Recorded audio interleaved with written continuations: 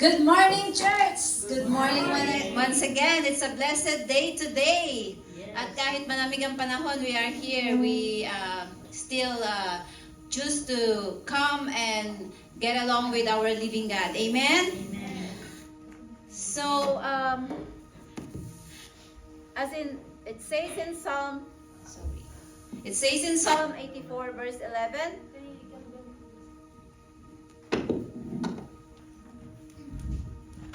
for the Lord God is a sun and shield. The Lord bestows favor and honor.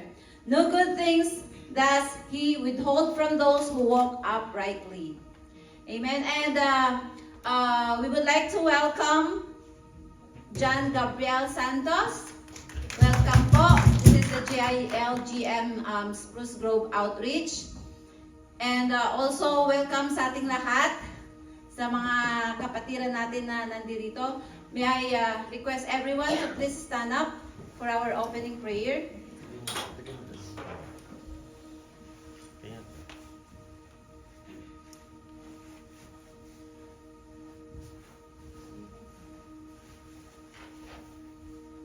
Let us all put ourselves in the presence of our living God. Let us open our hearts and our mind, and let us welcome the Holy Spirit to come unto us. Almighty and everlasting God, we humbly gather in your holy presence, acknowledging you as the author of life and sustainer of all creation. We thank you for granting us the privilege and freedom to assemble as your people on this sacred day.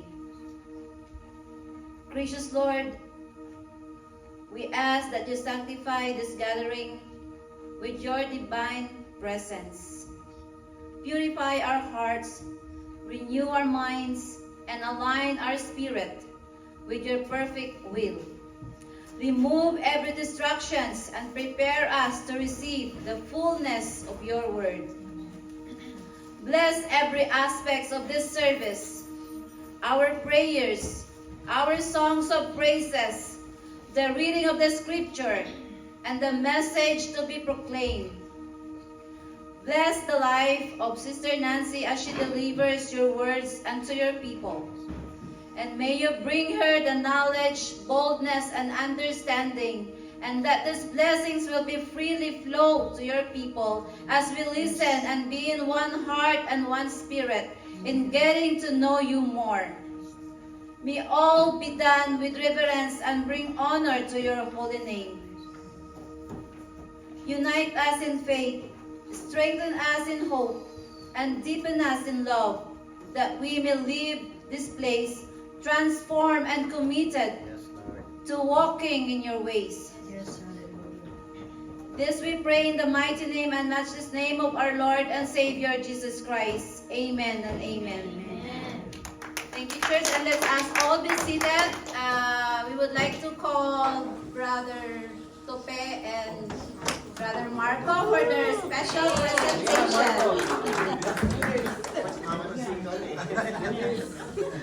Men's power. Go, Marco. Go, Marco.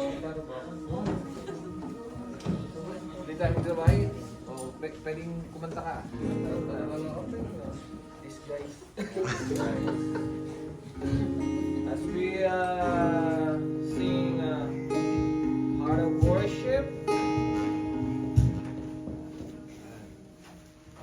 can join with us.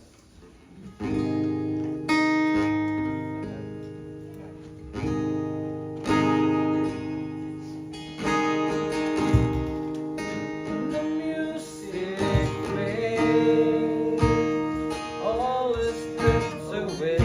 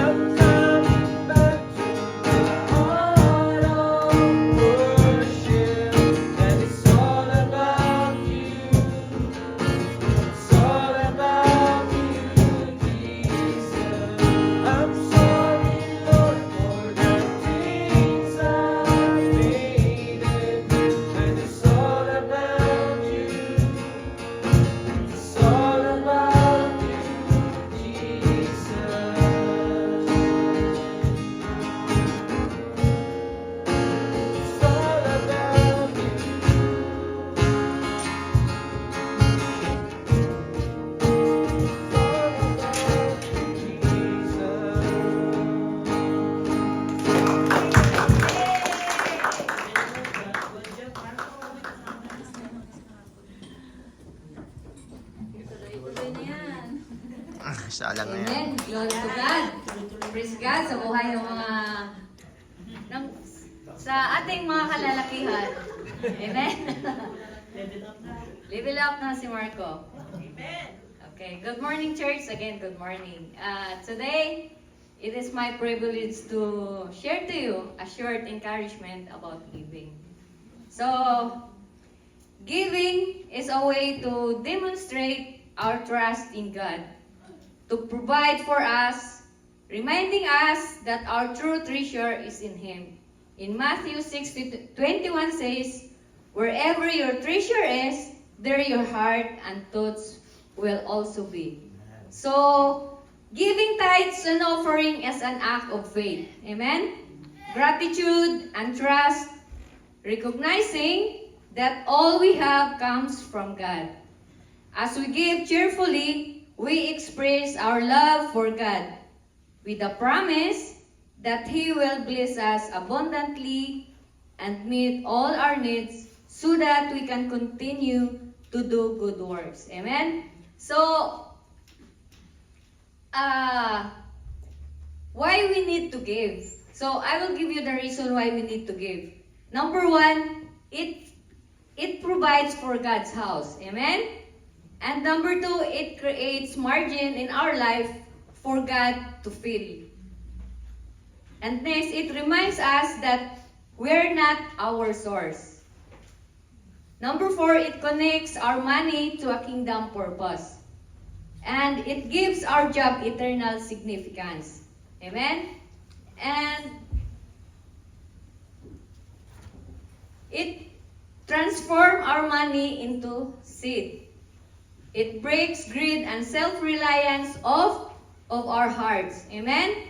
So in Proverbs 11:24-25 says, "It is possible to give freely and become more wealthy, but those who are stingy will lose everything. The generous prosper and are satisfied. Those who refresh others will themselves refresh." Amen? So, church, let us give. And thank you. Glory to God. Amen.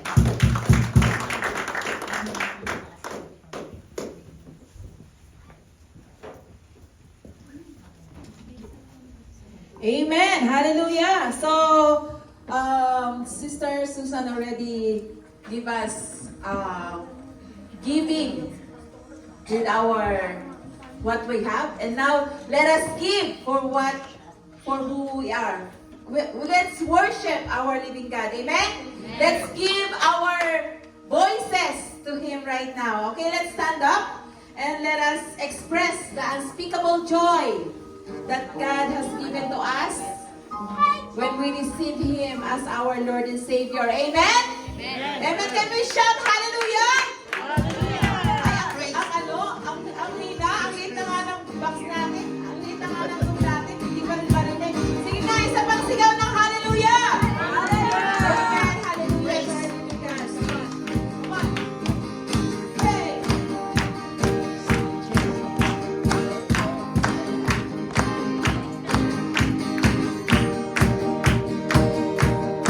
We'll sing it together in thanksgiving in our heart.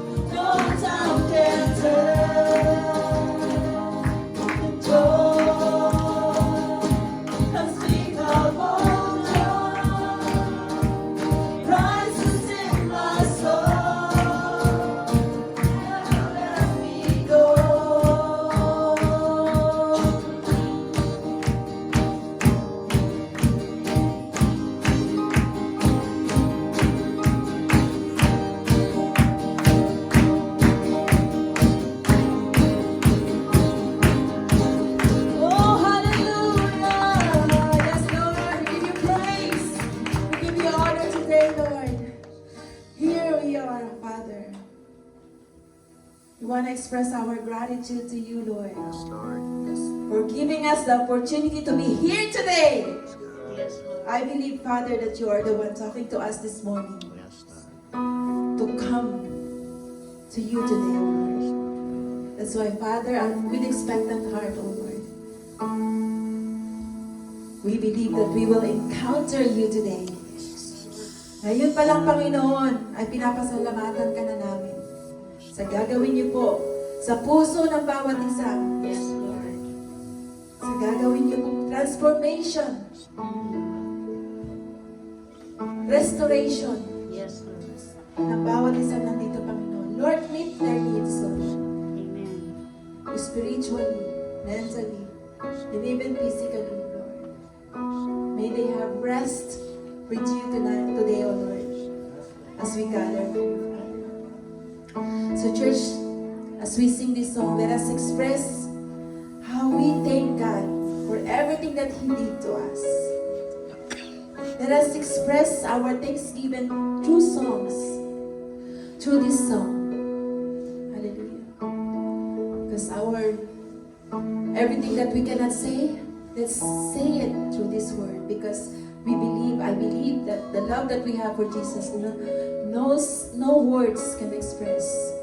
So right now, let us do it through singing, through this song, through worshiping Him in spirit and in truth.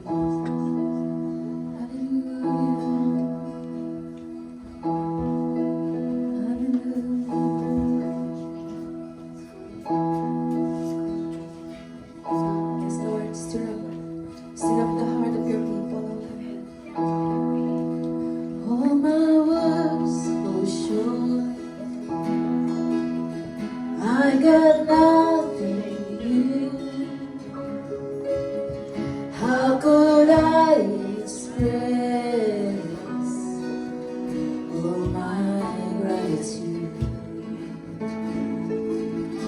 I could sing these songs as I often do, but every song must end, and you never do. Let's sing it again from the start. All my words fall short. Yes, Lord. I got nothing new. How could I express all my gratitude? I could sing this song as I often do, but every song must end, and you never do. Listen. So I throw up my hands and praise you again and again. 'Cause all that I have is a hallelujah, hallelujah. And I know it's not much, but I'm not in your state for a king. It's time for our hearts singing hallelujah, hallelujah.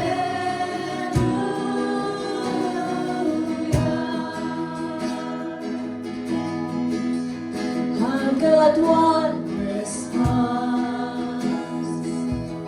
I've got just one move. With my arms stretched wide,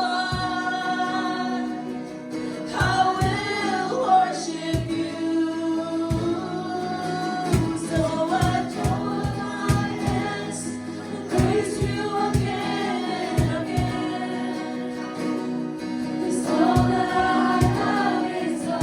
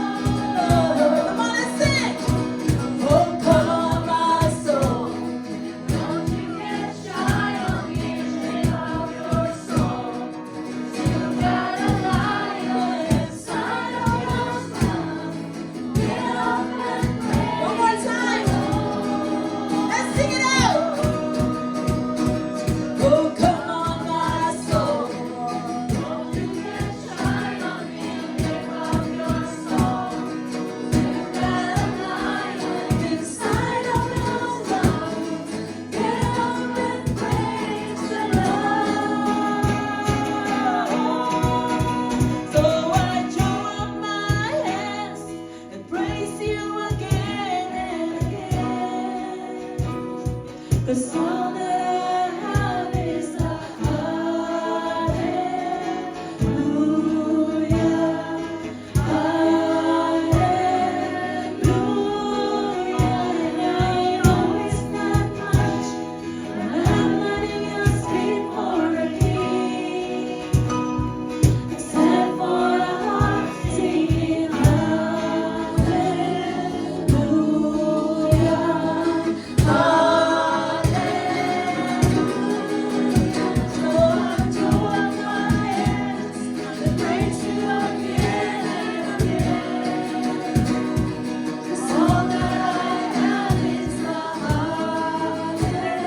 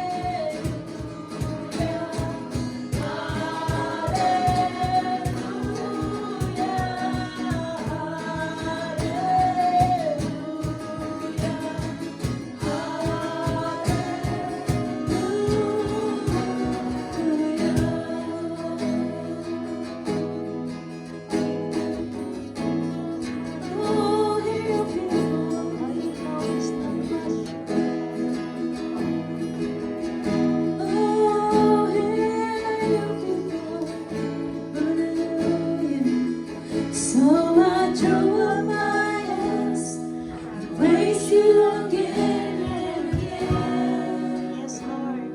'Cause all that I have is a hallelujah, hallelujah. Come on, let's sing it from our heart.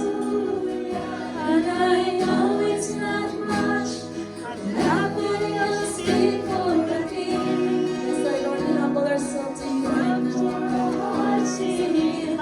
All we can offer to you right now is a heart of worship, oh God. Hallelujah.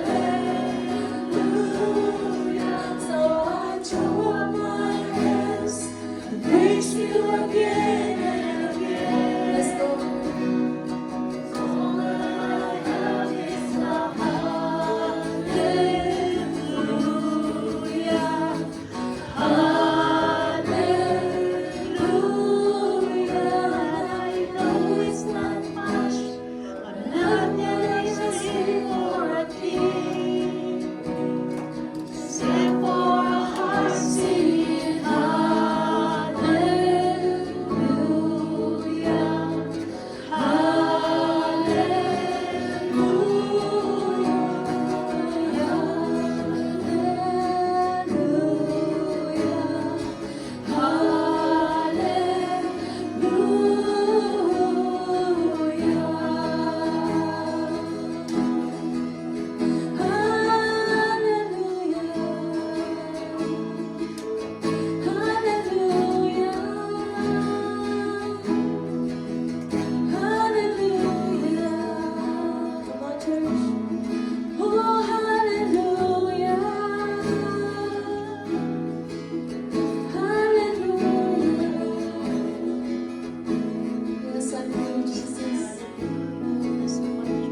Hallelujah, Jesus. Accept this worship, O Lord, as our way of thanksgiving to you, O Lord, for who you are and what you did in our life, O Lord. I believe, Father,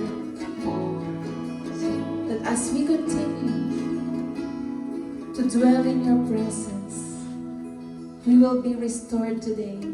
We will be recharged today. And it brings transformation to each and every one of us, oh God. That's why, Father, we will continue to magnify your place in this, your name in this place, oh God. Your name, Jesus, your beautiful name, Jesus, will be lifted up in this place. In Jesus' name we pray. All the angels angels will say, Amen. Amen. Amen. Praise be to God. Hallelujah. Hallelujah. Praise you, God. Praise you, Jesus. Praise you, Jesus. Praise God for the worship and praise that is indeed belong to His name alone. Amen. So we may all be sit now. Salamat po. Sit. Praise be to God. Hallelujah. Amen. Praise the Lord. God is good. And all the time. Hallelujah. Amen. So praise be to God that we are here once again in His presence. Amen. Truly and indeed that in His presence there is satisfaction. Amen. Amen. Are you blessed for our worship? Amen. So, once again, good morning and keep warm even though it's very cold outside. So this is it, mga kapatid. The winter is already here. Amen. So my dear brothers and sisters, have you, may questions lang ako. Have you experienced yung personal moment of silence? Have you experienced that? You know, like that, yung moment of silence that no one is in that place, just you. That is quiet and calm. Just you. That not a single sound may hear. Diba? Ang sarap ng pakiramdam. Yeah. I believe we all experience that. And sometimes we want that. To get quiet and calm. So the question is, what are you guys thinking that time? What goes in your mind? Diba? So you're just thinking. Nothing? Yeah? What goes in your mind? Sometimes our brain will bring us back the memories. Will bring us back the memories that we never forget.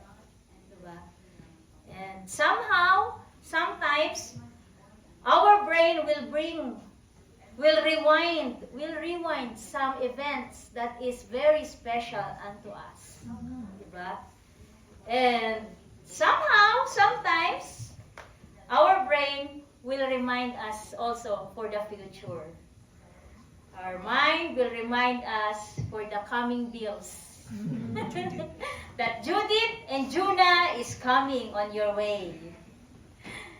Or it's sometimes your minds just want to relax. Just rest. And just rest. In a quiet and calm and a period of time. So mga kapatid, why am I asking this, church? Why am I asking this? It is because what is in our mind, kung ano yung nasa isip natin, what is in our mind is very important for our everyday life. Amen? What is in our mind shapes our thoughts, our emotions, and actions.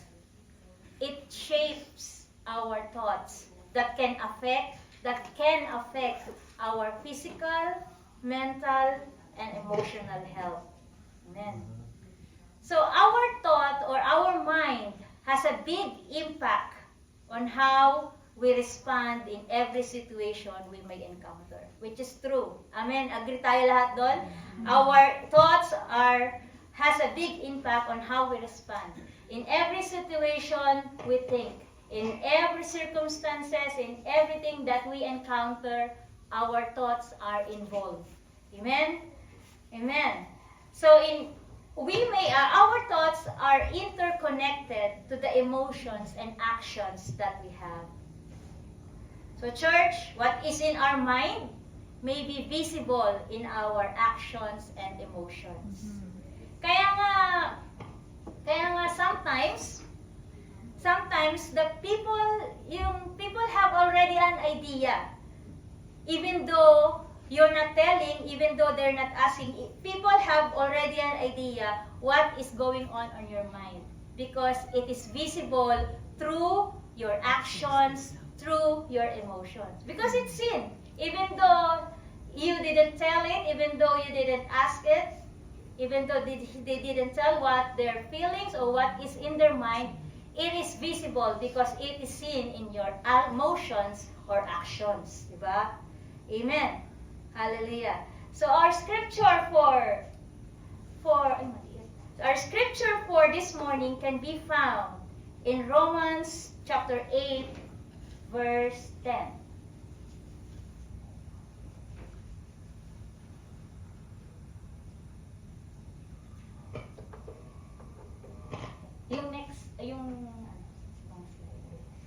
Romans chapter 8, verse 10. So, allow me to read it, and we're going to use the New King James Version. Amen.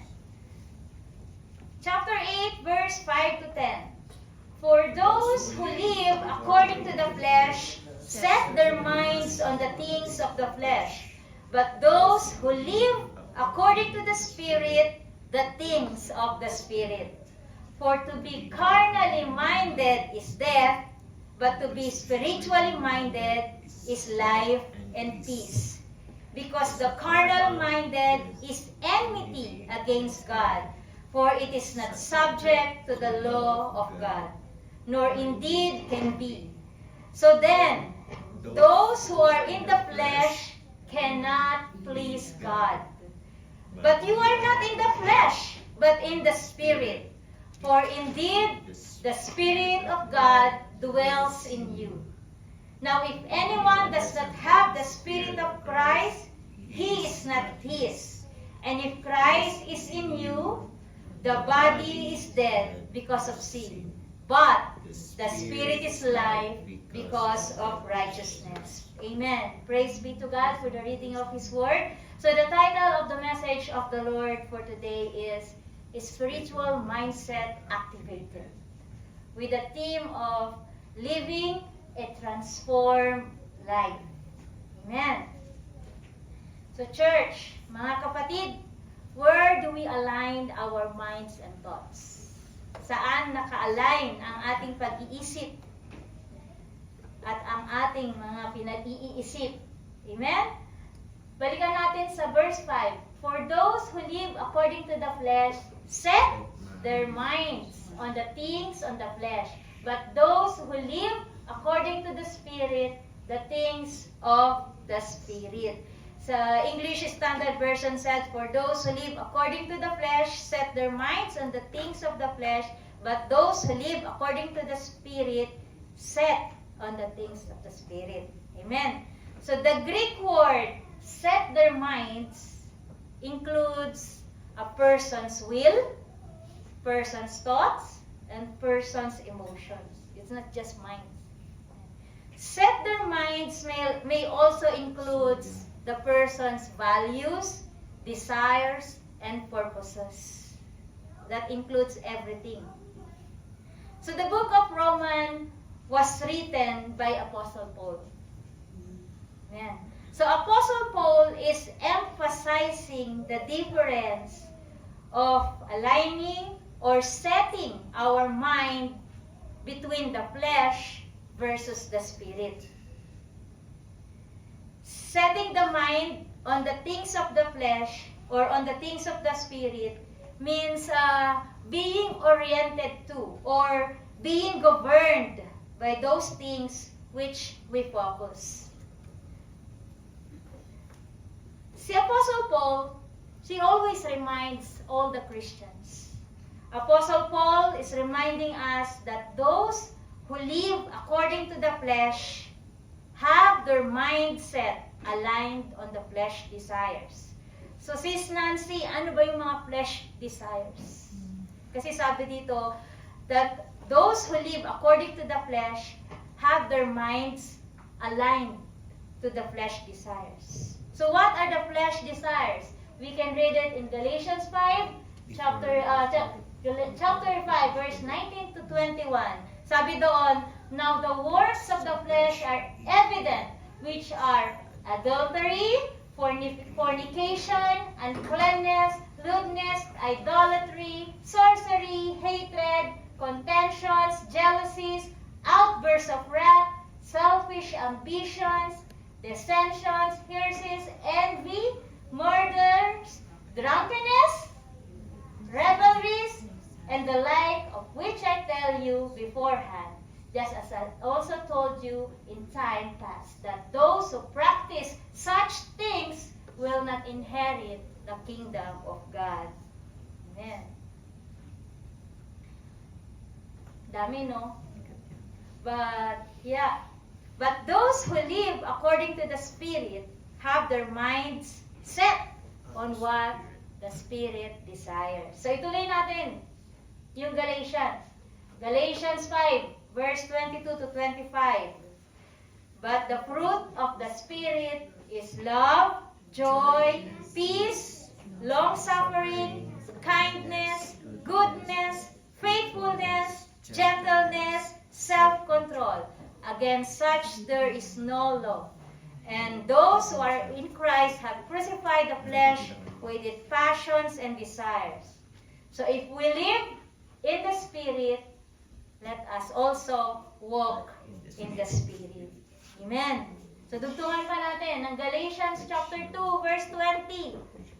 I have been crucified with Christ. It is no longer I who live, but Christ lives in me. And the life which I now live in the flesh, I live by faith in the Son of God, who loved me and gave himself for me. Amen. So remember this, church. The desires of the flesh always contradict with the desires of the Spirit. Fleshly desires can never be aligned to God's Spirit. Amen? Amen. Galatians 5, verse 17. For the flesh desires what is contrary to the Spirit, and the Spirit what is contrary to the flesh. They are in conflict with each other, so that you are not to do whatever you want. Amen. So Bible po ang nagsabi niyan. The Word of God says that. So anything that we do that is unpleasant to God is counted as a fleshly desires. So a reminder ulit ni Paul. Paul again reminding every one of us to live and walk in the Spirit. But how? How can we live and walk in the Spirit? Simply by obeying the prompting of none other than the Holy Spirit Himself. Obey the prompting of none other than the Holy Spirit Himself. Holy Spirit is what we need, mga kapatid. Holy Spirit is what we need to have the spiritual walk in our life. Living according to the flesh, focus on self. If we live on the flesh, we focus on ourselves. We focus on our sinful desires. And we focus on earthly priorities. But, living according to the Spirit, church, living according to the Spirit, focus on God's desires, God's truth, and God's righteousness. Amen? Amen. So there is a warning here in verse 6 and 7. Sabi sa Romans 8, verse 6 and 7, for to be carnally minded is death. Carnally minded is the other term of fleshly minded. For to be carnally minded is death, but to be spiritually minded is life and peace. Because the carnal minded is enmity against God, for it is not subject to the law of God, nor indeed can be. Setting your mind on the flesh leads to spiritual death. It says in the scripture, it leads on the spiritual death. Opposition toward God or hostility toward God. Setting your mind on the flesh gives us the lack of ability to please God, which we don't like it because we want to please God. Amen? A flesh-driven mindset resists God. If we are in the flesh-driven mindset, it resists God. And it doesn't obey. Fleshly mindset doesn't obey. It doesn't trust. It doesn't obey God. So apart from the Spirit, a person is naturally opposed or a person is naturally against God. A mindset of the flesh has the sinful nature. What is the mindset of the flesh has the sinful nature which does not want to obey God. It doesn't want to obey God. And it cannot produce genuine obedience. It's just produce emptiness. It's just produce brokenness and totally separation from God. That's the product of fleshly mindset. But living according to the Spirit, sabi doon, gives life and peace and alignment to God's will. Living according to the Spirit produces healing. Amen? Living according to the Spirit produces intimate relationship with God, the wholeness of our life, and it produces inner stability, and most especially, living according to the Spirit produces eternal life, which we are aiming, which we are aiming up to the end. Amen. The spirit-led mindset produces peace even in the midst of chaos. So I just remember lang si Peter. When Peter is, nung nakulong siya because of sharing the gospel. I just remember it now, na nung nakakulong siya because of sharing the gospel, and then kinabukasan, he will be makukrucified na siya. But with that night, Peter is sleeping so relaxing. He is just sleeping so relaxing that the angel, na alam niyo yung ginawa pa ng angel para magising siya, ginising pa talaga siya ng angel. So, paano nagkaroon ng ganong peace ang isang crucified na kinabukasan? So that is the peace that comes from God. Because he is confident that God is with him. So, din tayo mga kapatid. Let our mindset produces peace even in the midst of chaos. So, I have here the contradict between fleshly mindset and the spiritual mindset. It's really contradict to each other. So, the fleshly mindset is set on self or in sin. But the spiritual mindset, its thought is mindset on God. The fleshly mindset leads to death. But the spiritual mindset leads to life and peace. The fleshly mindset resists God. But the spiritual mindset submits to God. Amen? The fleshly mindset cannot please God. But if we have the spiritual mindset, it pleases God. The fleshly mindset, its identity is without Christ. But the spiritual mindset, the identity is Christ living in you. Amen? So if we have the spiritual mindset, our mindset is on God, it leads to life and peace. If we submit to God, we please God, and we have the identity which is Christ living in us. Amen. So for today, we have 3 points. So for us to develop the spiritual mindset. So how to have a spiritual mindset? How to develop a spiritual mindset? Number 1 point natin for today. Set your mind on the things of the Spirit. Amen? Set your mind on the things of the Spirit. Colossians chapter 3 verse 2. Set your mind on things above, not on things on earth. Romans 12 verse 2.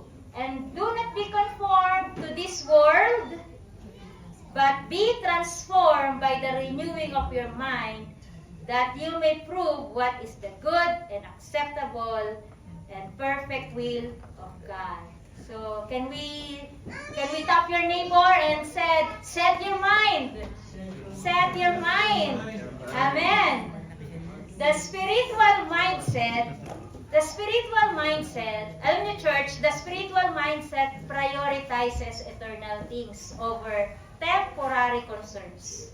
It prioritizes eternal things over temporary concerns. A Christian should concentrate, or a Christian should focus on the eternal realities of heaven. So what are those eternal things? What are those eternal things that we must prioritize? Eternal things are God's words and God's truths. The love, the faith, the salvation, the redemption that lasts forever. Amen? And temporal. Temporal means, from the word temporal. Temporary. Temporal means things that has a limited period of time. So Sis Nancy, ano ba yung mga things that has limited period of time? Our cash, properties, and even our physical health. Diba? All of that has a limited period of time. Matthew chapter 24, verse 35. Heaven and earth will pass away, but my words will by no means pass away. Only the word of God will remain. Amen. The meaning of set emphasizes an ongoing decision. Sasabi doon sa Greek word, the meaning of set is emphasizes our ongoing decisions. Meaning, ang mga Kristiyano, the Christians must continually discipline ourselves to focus on eternal instead of the temporal. Because a Christian life is no longer dictated by this world. Amen? So church, don't get me wrong. Don't get me wrong, mga kapatid. Of course, we are still here on earth. We still have obligations. We still have accountability. We still have responsibilities to do. Diba? But what the word reminding us? What is the word reminding us? The word is reminding us to set our priorities. Seek first the kingdom of God and make sure that we are always aligned with God in everything we do. Amen. Make sure that we always and continually yield in the presence and in God, what God wants us to do. Like what I've said kanina, setting your mind on eternal things is a continued process.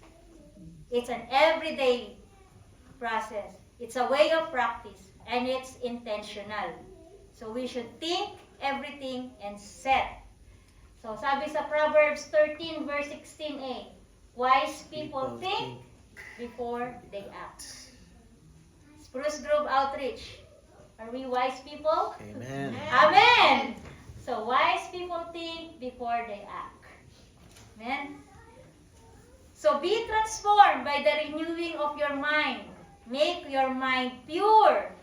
Spiritual transformation starts in the mind and in the heart.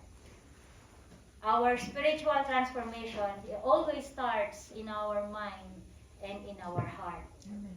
A mind that is dedicated to God's truth will produce life that can stand the test of time. Amen. So the process of transformation, it involves changing your thinking from conforming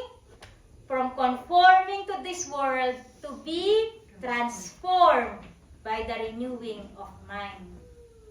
So allowing you to discern God's will. So church, instead of conforming in this world, God calls us to transformation, meaning a complete change from the inside and out. It is a complete change from the inside and out.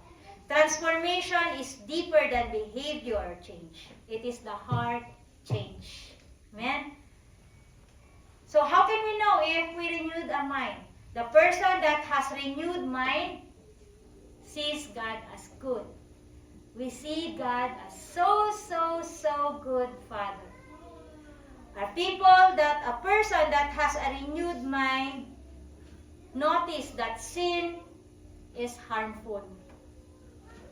Amen? A person that has a renewed mind has a hope even in suffering. A person that has a renewed mind make decisions by relying on the scripture, by relying on the word of God. So church, a renewed mind is when you begin to think. If you begin to think the way God's think, or if you think what is parallel to God's will, you have a renewed mind. And when you have a renewed mind, you will see that God's plans are far better than your own plans. Amen. Amen. So number 2 points for us to develop the spiritual mindset. Soak in the presence of God. Psalm 84 verse 1 to 2. How I love your temple, Lord Almighty. How I want to be there. I long to be in the Lord's temple with my whole being. I sing for joy to the living God. So like the psalmist expresses his desires for the Lord's presence. So we Christians, we must also yearn, we must also long and desires His holy presence in our life. As the deer panted for the water, let our soul be always thirst to the presence of God. Amen? So be desperate, mga kapatid. It's okay to be desperate. It's okay to be desperate, but only desperate in longings God's presence. Dun lang. Only desperate in longings God's presence. Our deepest need is the holy presence of the Lord. So church, nothing can satisfy us rather than to be in the presence of the Holy Spirit. Amen? So we must seek, and we must soak in the Word of God. Pray, and pray, and read the Word, read the Bible, meditate the Word that is living and true. And as our scripture says, but you are not in the flesh, but in the Spirit. If indeed the Spirit of God dwells in you, now if anyone does not have the Spirit of Christ, he is not his. Amen? Spruce Grove Church, we are dwelling in the Spirit of God. Amen? Amen. No one here is dwelling in the fleshly desires. All of us are dwelling in the presence and the Spirit of God. And as our scripture says, but you are in the flesh, but in the Spirit. We are now in the Spirit when we receive or accept Jesus as our Lord and Savior. The moment we receive Jesus as our Lord and Savior, the Holy Spirit is dwelling and living in us. Agree? Amen. Amen. So all we need to do is just activate the Holy Spirit in you. Unlock the power of the Holy Spirit in our life. Amen? When we accept Jesus Christ as our Lord and Savior, the Holy Spirit is already dwelling in us. All we have to do is just activate it. Unlock the power of the Holy Spirit, mga kapatid. Amen? Allow Him to work in our life. He is the one that can help us to have a spiritual mindset that we need for everyday life. Because real transformation comes not from our power, but only from the power of the Holy Spirit that works in us. Amen? A life that is empowered by the Spirit, if our life is empowered by the Spirit, it is depending on Him, walking with Him, and letting Him lead your life. Mga kapatid, we cannot fix ourselves by trying harder. We cannot do that. We need the presence of God to help change or to help shift our desires, our mindset, and our motive.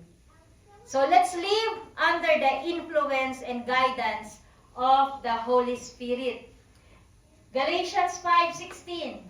I say then, walk in the Spirit, and you shall not fulfill the lust of the flesh. Let the Holy Spirit guide our lives so that we won't be doing the sinful things that the flesh wants. Amen. The only consistent way to overcome the sinful desires of the human nature is to live step by step in the power of the Holy Spirit. So walking each moment by faith in God's Word under the Spirit control assures absolute victory through the desires of the sinful nature. So if we walk every moment by faith in God's Word under the Spirit's control, we assure that we have the absolute victory Amen. over the desires of the sinful nature. Amen. Mga kapatid, practice Christ's mindset. Sabi sa Philippians 2 verse 5, you must have the same attitude that Christ Jesus had. Sabi sa King James Version, let this mind be in you, which was also in Christ Jesus. Amen? The mind of Christ is an attitude of humility and love. So, we encourage everyone to have a same mindset of Christ, which is humble, selfless service to others, full of love, full of compassion. Let our mind be Christ-like. Amen. So, number 3 points natin for us to develop spiritual mindset.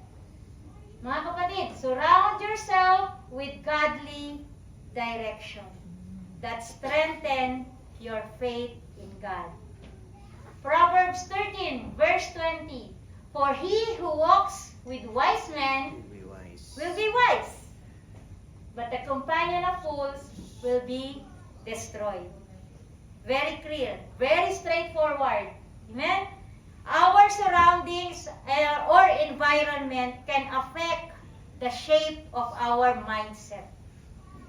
Be sure to surround ourselves with godly companions who can help us build our character and faith. Amen. So the surroundings that we have, the environment that we have, can affect the shape of our mindset. So, the reminder again for us is be sure to surround ourselves with godly companions who can help us build up our character and our faith. Amen. Involve yourself by attending like this fellowship. Always involve ourselves by attending like this fellowship or Bible studies, small gathering to support. What can it do? What can it benefit you? To support your spiritual journey.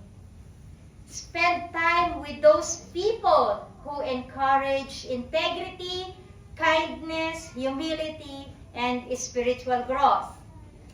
So mga kapatid, be sensitive on what we watch, what we listen, or what we read. Because it shapes our mindset. Amen? Amen. Proverbs 27:17. As iron sharpens iron, so a man sharpens the countenance of his friend. So make sure that you surround yourself with godly companions or godly influence. So just like as one piece of iron is used to sharpen the edge of one another. Diba? When we are sharpening the knife, we use the other piece of iron to sharpen the edge of another iron blade. Bakit? Why we do it? Why are we doing that? To make it sharper, to make it more effective, and to make it more useful. So ganun din as individuals. Surround yourself with wise and godly mentors for maintaining your spiritual sharpness. Amen? Our character, wisdom, and abilities are refined or strained. Alam niyo, strained? Yung sinasala. Yun, sinasala. Our character, sabi dito, our character, wisdom, and abilities are sinasala, are strained through meaningful relationship and honest interactions. Paano? As we grow, challenges may come through. The challenges may come through. But remember this, real friends, real mentors, don't just comfort us. Diba? They push us. They correct us. They inspire us for a better growth. Amen? Sabi nga, doon sa favorite ko na word, open rebuke is better than secret love. So can we tap our seatmate? Open rebuke is better than secret love. So mga kapatid, do not forsake meeting together. Because it will strengthen our faith to God. Do not forsake meeting together and make sure to encourage one another. As Hebrews 10:25 says, not neglecting to meet together as is the habit of some, but encouraging one another, and all the more as you see the day drawing near. Amen. So do not forsake meeting together because it will sharpen our mind, it will sharpen our spiritual life, and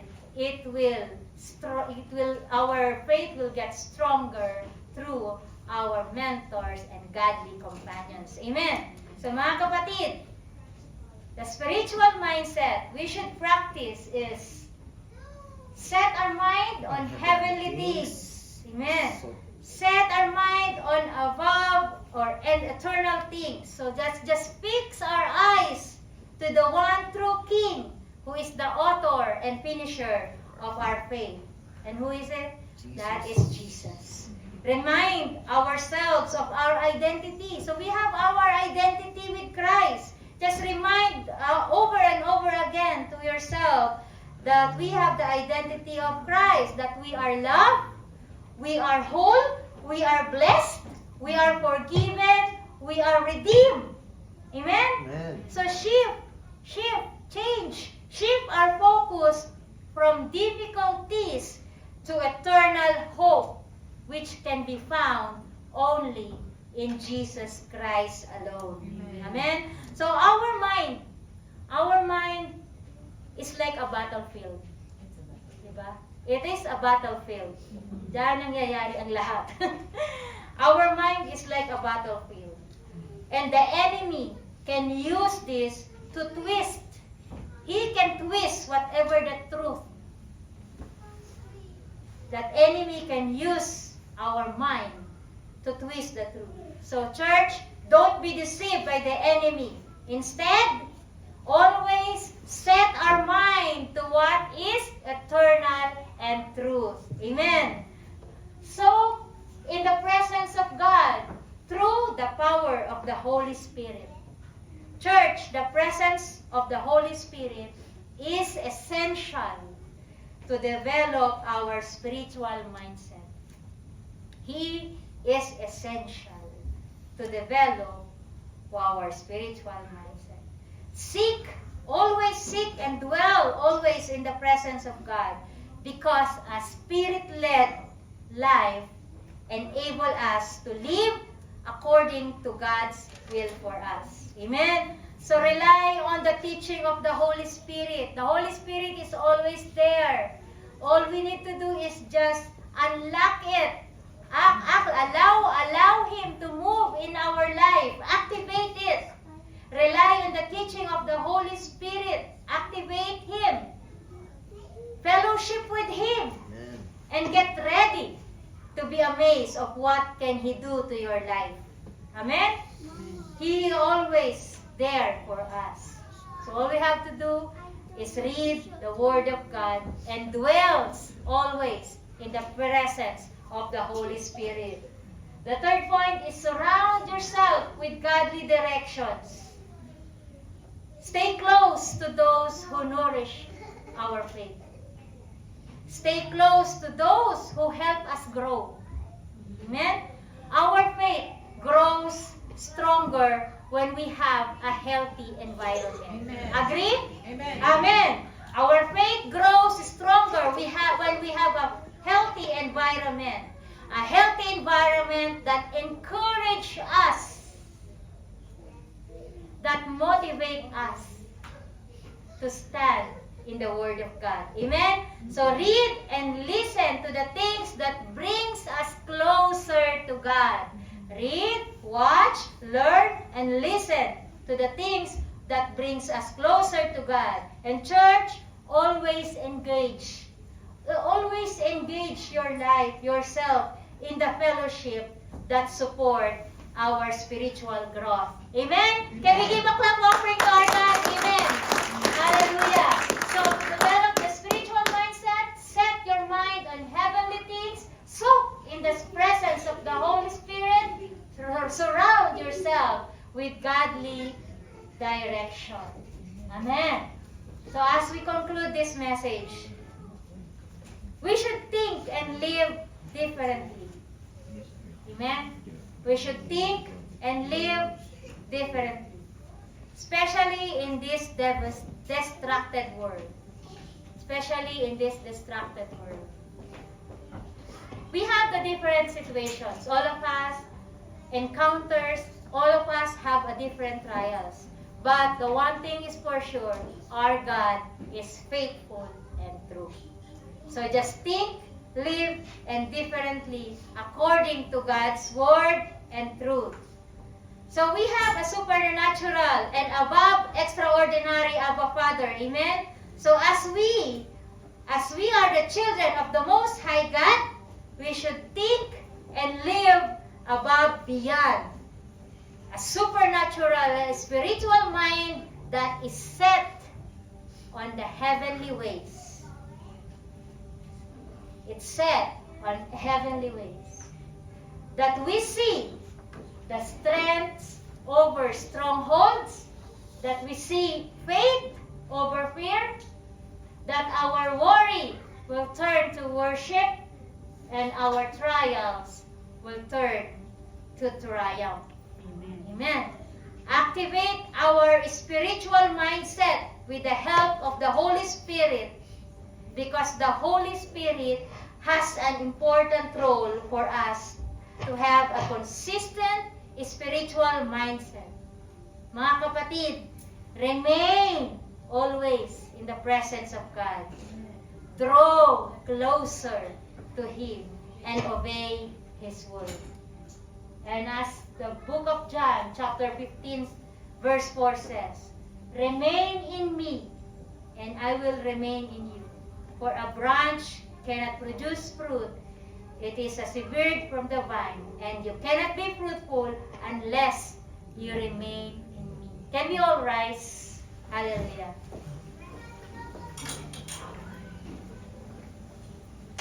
Therefore, let us draw near with a genuine heart, with a certainty that our faith give us, since our hearts are sprinkled clean from the evil conscience, and our bodies are washed with pure, which is Jesus Christ, the living and the pure water. Amen. Hallelujah. So mga kapatid, always remain in the presence of God. Nothing more, nothing less. Because the presence of God will satisfy everything that we need. Kay Kristo, sapat na. Sobra-sobra pa. Amen? Remain in God. Remain in the presence of the Holy God. Draw closer to Him. Then as we sing this song, let's just meditate this song. And let's just pray. Let's just continue to draw closer to the presence of our Almighty.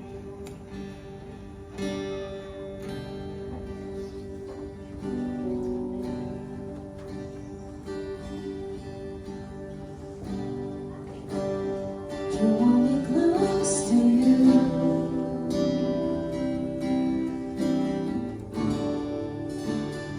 Never let me go.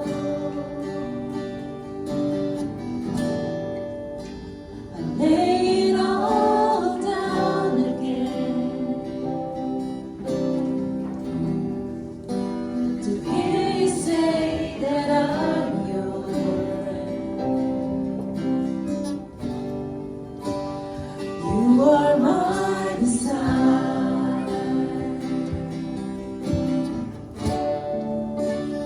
No one else will do.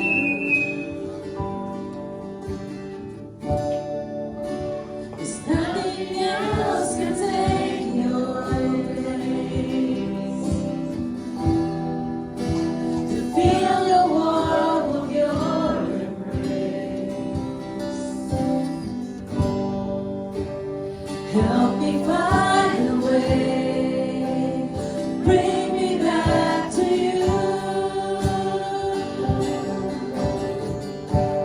You're all I want.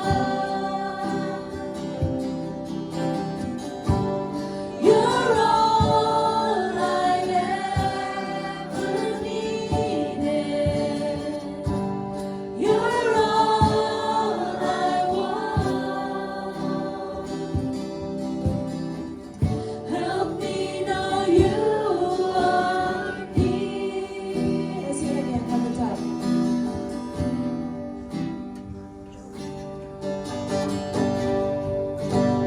Draw me close to you.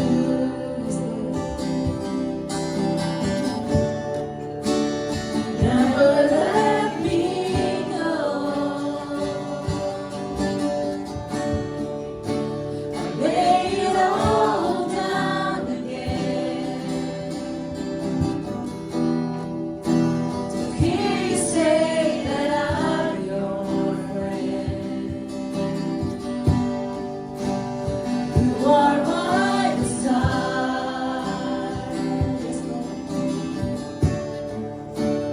No one else will do. There's nothing else can take your place.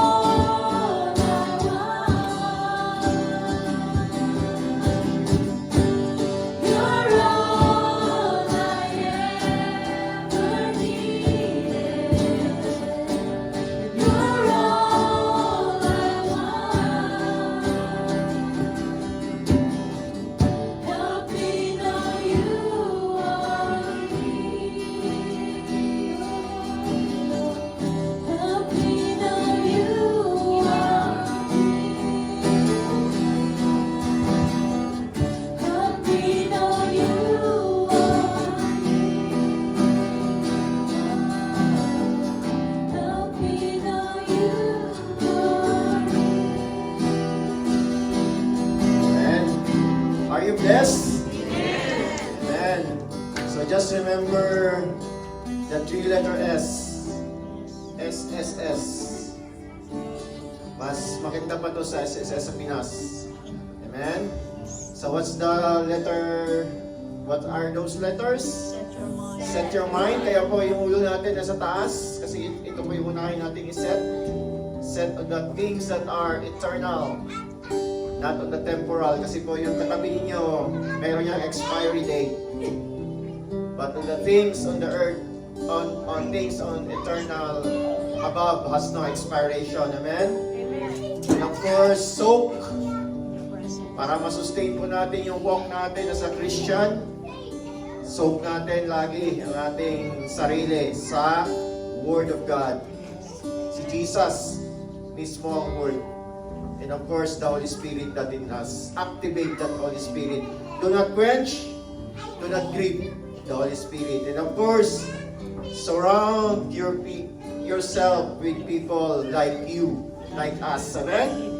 So I'd like to encourage everyone to attend Bible studies every Friday at different locations in Spruce Grove.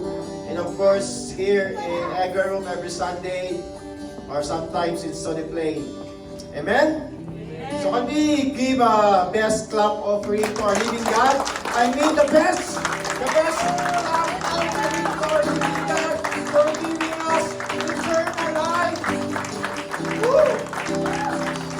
Life that is eternal. That's a wonderful gift that we ever received. No such effort, no such deeds. Ito po yung libreng regalo na binigay ko sa atin. Sabi nga sa salita, yung bisita natin, John ang pangalan. Ang sakto din po ni John sa kanyang salita sa John 3:16. For God so loved the world that He gave His only begotten Son, that whoever believe in Him shall not perish, but have everlasting life. Yung salitang perish po, ay hindi naman po ibig sabihin na mag-vanish ka. Ibig sabihin, mawala po yung presensya ng Lord. So gusto po natin yan na laging may presence ang God. Kaya po, kung ikaw kapatid, hindi mo pa tinanggap si Jesus Christ as your Lord and Savior, this is the moment. It's very simple. Admit mo lang na you are a sinner, that you need a Savior. Believe what happened in the cross, that He died for your sin. Dinala niyo po, inakong niya po natin kasalanan in the past, even the present, the future. At kasama ng kanyang paglibing, ay nilibig niya po ating kasalanan. At hindi po siya nanatiling patay. Si Jesus Christ po ay nabuhay na muli. At the third day, ganun din po mangyari sa atin. Mabuhay din po tayong muli. Kaya meron po tayo tinatawag na born again. Yung spirit po natin na buhay. Amen? Kaya po mga kapatid, kung ikaw man po ay may conviction, convict ng Holy Spirit today, just receive Jesus Christ.